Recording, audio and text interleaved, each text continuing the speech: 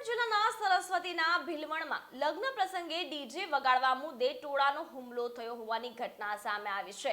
દીકરીના લગ્ન પ્રસંગે ડીજે મ્યુઝિક બંધ કરાવવા મુદ્દે ગામના જ અન્ય કોમના ટોળાએ ડીજે બંધ કરાવવા દાદાગીરી કરતા ઘટના સર્જાઈ હતી. ત્યારે અંદાજિત 500 લોકોના ટોળાએ લગ્ન પ્રસંગમાં આવીને ડીજે બંધ કરાવવા દબાણ કર્યું હતું. ત્યારે વાતમાં ઘર્ષણ સર્જાતા ટોળાએ હુમલો કર્યો હતો. સાથે જ ટોળાએ દાદાગીરી કરી દીકરીના આ પ્રસંગમાં તોડફોડ કરી મારામારી કરી લૂંટ ચલાવી હોવાનું સામે આવતા સ્થાનિક વાઘદોડ પોલીસ મથકની ટીમ ઘટનાસ્થળે પહોંચી હતી અને સાથે જ સરસ્વતી કાકોશી પોલીસ ટીમ તેમજ એલસીબી અને એસઓજી પણ ઘટનાસ્થળે દોડી આવી હતી. ત્યારે દીકરીના પિતાએ ટોળા અને 14 સામે નામજોગ ફરિયાદ નોંધાવી, જેમાં ટોળા સામે એટ્રોસિટી, મારામારી અને લૂંટ સહિતની કલમો હેઠળ પોલીસે ફરિયાદો નોંધી છે.